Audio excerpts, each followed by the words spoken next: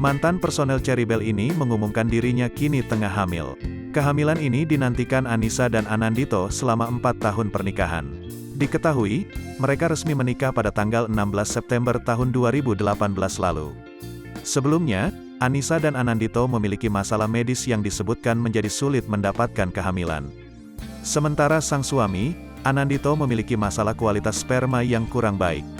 Selama 3 bulan, Anandito mengubah pola hidup. Hasilnya, kualitas sperma menjadi lebih baik. Sementara Annisa menjalani tindakan medis hysteroscopy untuk mengangkat polip di rahim. Karena Annisa memiliki saluran tuba falopi yang tersumbat, keduanya langsung memutuskan menjalani bayi tabung. Annisa menyadari jika perjalanan mendapatkan calon buah hati ini tak mudah.